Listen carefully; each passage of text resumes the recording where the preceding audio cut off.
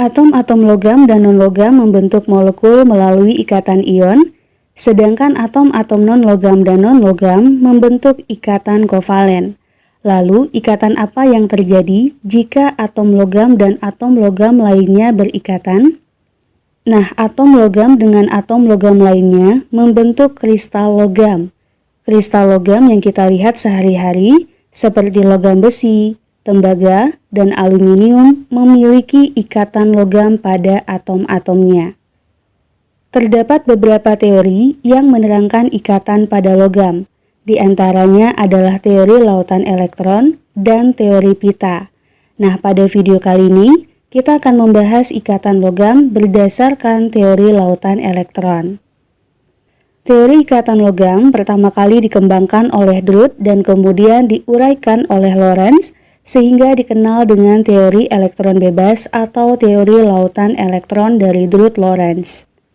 Selanjutnya kita tentunya masih ingat bahwa unsur-unsur logam cenderung melepas elektron untuk mencapai kestabilan sehingga menghasilkan kation-kation logam. Nah, kation-kation logam dan elektron akan membentuk kisi kristal. Menurut teori lautan elektron, kristal logam tersusun atas kation-kation logam yang tidak bergerak dan dikelilingi oleh lautan elektron valensi yang bergerak bebas dalam kisi kristal. Nah, ikatan yang terjadi antara kation-kation logam dan elektron inilah yang disebut dengan ikatan logam. Berikutnya, ikatan logam menghasilkan sifat-sifat khas pada kristalnya, di antaranya logam bersifat mengkilap, merupakan konduktor listrik, konduktor panas, dan dapat ditempa. Nah, kita bahas satu persatu. Yang pertama, logam bersifat mengkilap.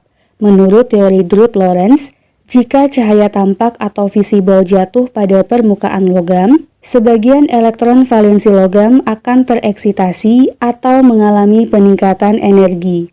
Nah, ketika elektron yang tereksitasi itu kembali ke keadaan dasar, akan disertai pembebasan energi dalam bentuk cahaya atau kilap.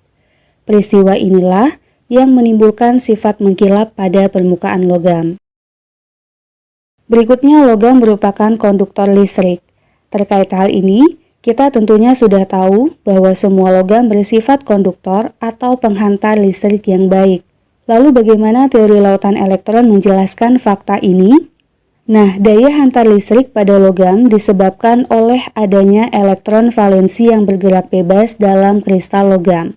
Jika listrik dialirkan melalui logam, elektron-elektron valensi logam akan membawa muatan listrik ke seluruh logam dan bergerak menuju potensial yang lebih rendah sehingga terjadi aliran listrik dalam logam.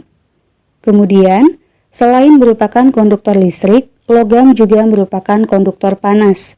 Nah, dalam hal ini, jika sejumlah kalor atau panas diserap oleh logam, maka elektron-elektron valensi logam akan bergerak lebih cepat dan elektron-elektron tersebut membawa sejumlah kalor yang diserap. Akibatnya, kalor dapat didistribusikan oleh logam ke seluruh kristal logam sehingga logam pada akhirnya menjadi panas.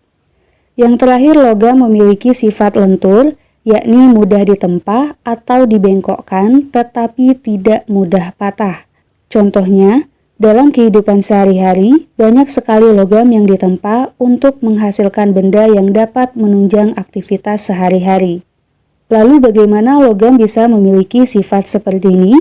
Nah, kisi-kisi kation bersifat kaku atau tidak dapat bergerak, sedangkan elektron valensi logam bergerak secara bebas.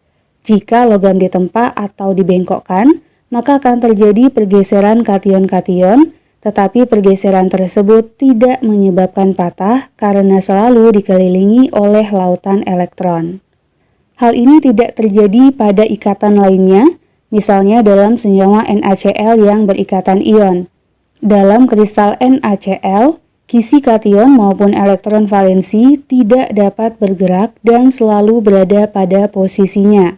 Pada saat kristal NaCl ditekan, maka akan terjadi pergeseran kisi yang menyebabkan kisi-kisi kation akan bersinggungan dengan kisi-kisi kation lainnya sehingga terjadi tolak-menolak.